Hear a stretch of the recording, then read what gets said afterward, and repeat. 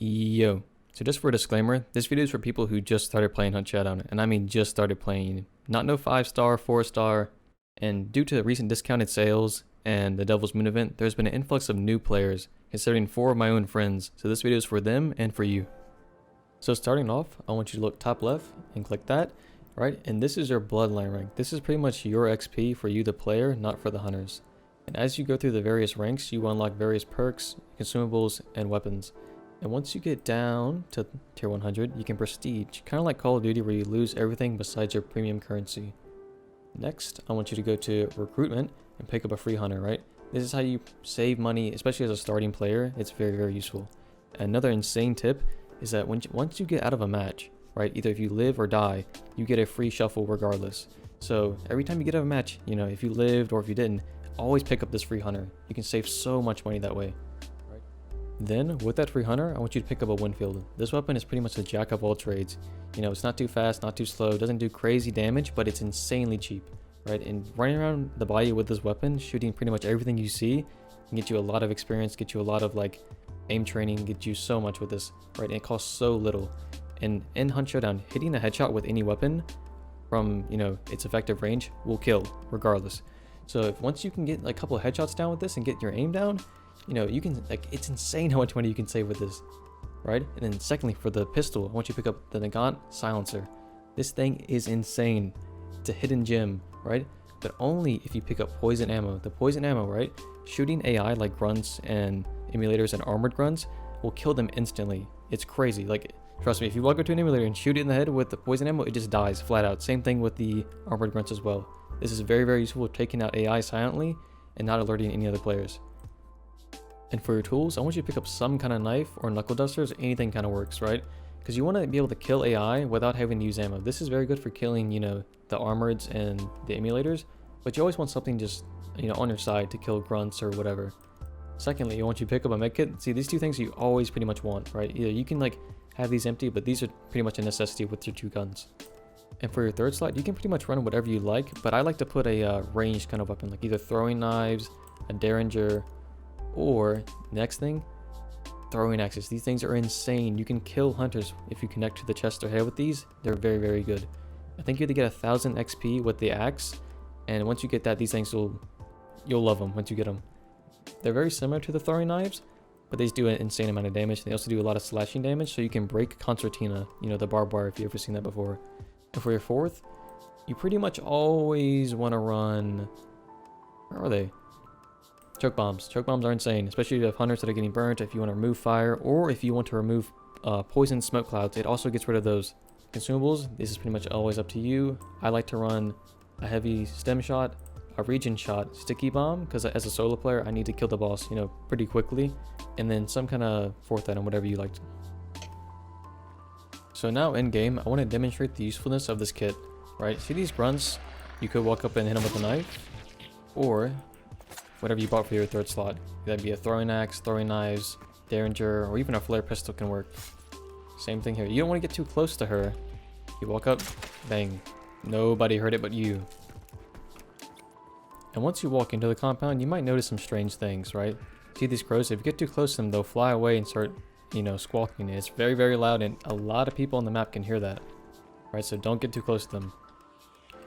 Another type of sound trap you want to watch out for is these horses. If you get too close to them as well, they will also, you know, make a loud noise and alert other players of your existence. So you had to do it. Gotta put them down. All right, here you go. See this emulator? Dead. No explosion, no fire. It's insane. And once you've successfully made it through the compound with your dark sight, you want to open it and look. And these blue things around the map are the clues. Pick these up. And if you look top left, it gives us 1 out of 3. And that 1 out of 3 means that it's narrowed down the map to where the boss could be at. So this boss could be anywhere here, right? And as we get more clues, the more it narrows down to where we get 3. It tells you exactly where they're at. And whilst walking through the compound, you want to look for these kind of things. Ammo boxes like this, and also ammo like packages like this. It can be long ammo, shotgun ammo, or small ammo. Very, very useful. Yeah, instead of having to go to the supply points, you can just find them in raid. Another thing to watch out for are these barrels. On their own, they're not that scary, but if someone puts a tripwire down and you walk through the tripwire, it ignites a flare and it blows up. Hunters can also shoot them, and if you hit an emulator and its fire manages to touch that, it blows up. So, they're not scary, just, keep an eye on them. Back outside, I want to show you how to take out the other enemies. Like grunts, you can just knife them or shoot them or whatever, they have very low HP, but these guys have a lot of HP. As you see, shooting him really didn't do that much there. The grunt would have been dead, but with the silence pistol, instantly dead with the headshot. And another type of special AI is this right here, the meatheads. These guys have an insane amount of HP, but they can't see, right? They use these little slugs who like emit poison to find you. So if you're poisoned, regardless if it's from them or from anything else, this guy will come and get you. And it's not really worth to shoot them because they have so much HP. Look at this guy. Yeah. Because of that, he's found me. But like I said, they'll do a lot of damage, but just closing the distance on them could be fine. And the only way to really eliminate them is with an explosive item like this.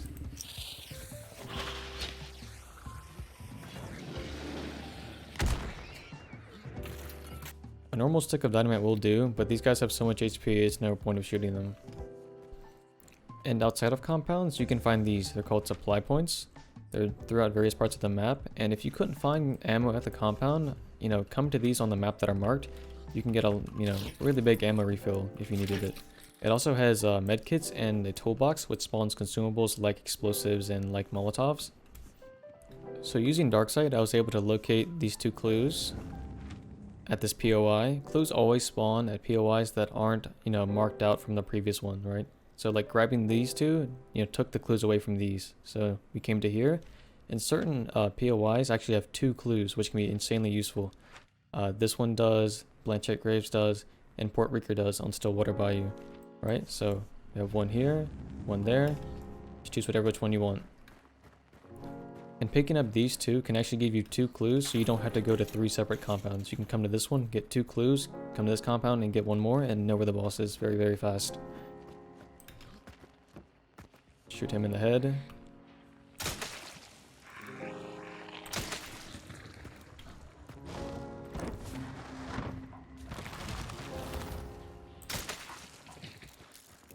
And like that, we know that the boss is at Lock Bay. And like I said earlier, these guys aren't really worth shooting because they have so much HP. You can only really kill them by blowing them up. But one way you can kill them is with these barrels. So shoot him once. He steps in the fire. Okay. He forgets about it. And these guys have a kind of a weird animation. They have to reset. So shoot him once. He runs over. Does his little swing. Right. Shoot him one more time. Shoot the barrel. And he's dead. So if you don't have any kind of explosive items, that's one easy way to kill them. So now that we made it to the boss compound, I want to talk about the different types of bosses. So there's 4 main ones. There's the Butcher, who's inside right now, who's, immune to fire, but you can pretty much kill him by blowing him up and then hitting him with melee. Secondly is the Spider, pretty much the same thing. Throw a sticky bomb on him, hit him with melee. But that one can jump and crawl on the ceilings, and he's kind of weird. He kind of freaks me out, right? And then the next one's the Assassin. The Assassin's pretty hard to kill. Takes the longest amount of time to kill, but that one, he's vulnerable to fire. So if you want to hit him with fire, he dies really fast. And lastly, Scrapbeak, pretty much the easiest boss in the game. You just throw a sticky bomb on him, and then you hit him with melee. But that one, he's very slow, very weak, but he throws Concertina down, so always watch out for that.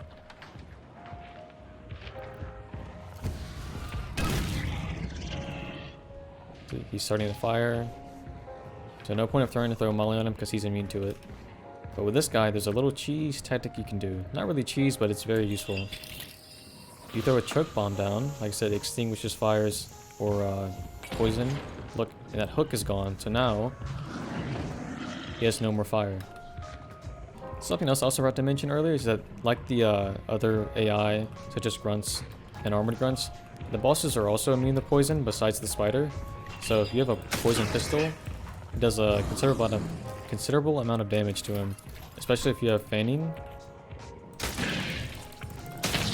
Yeah, he really didn't like that. And when the boss does that, that means he's enraged. So they actually take less damage. And all the bosses do that in various ways. So once you see them mad, running around like that, just try to avoid them, because doing damage won't be worth it.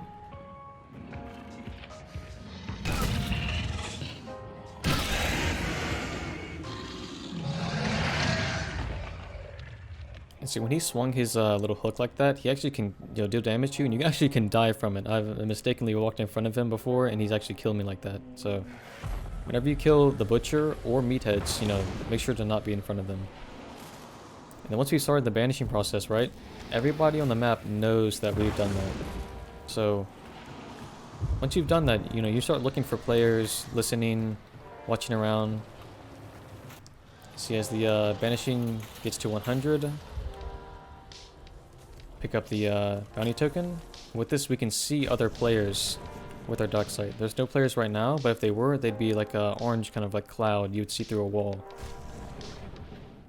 And as you leave the compound, you actually have lightning strike right above your head.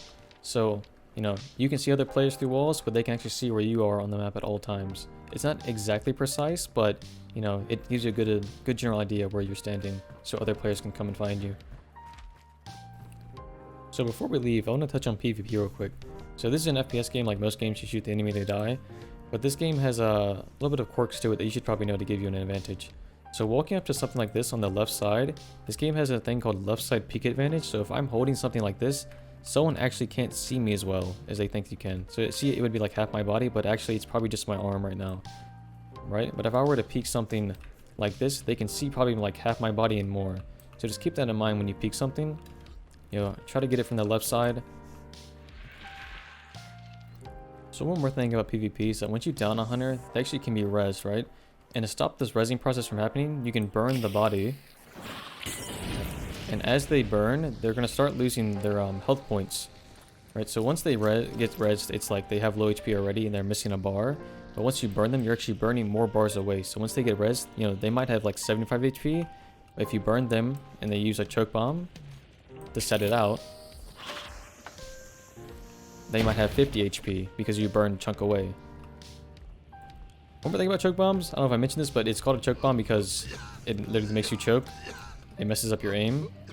It can be a really good thing to deny area.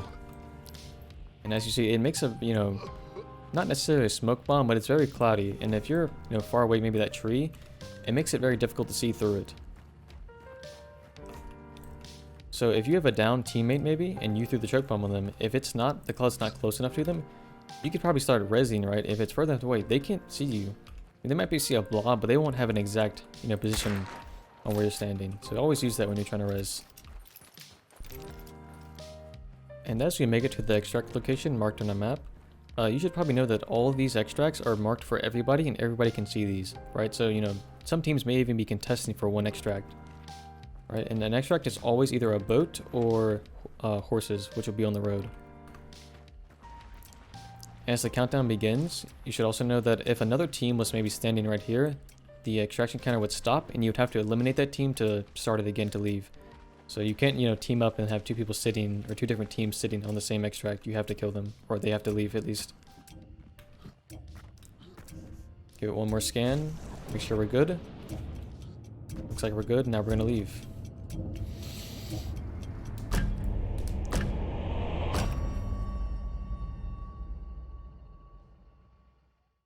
So if you made it this far in the video, thank you for watching. I usually don't make videos like this where I do tips and tricks and, you know, guides and stuff like that.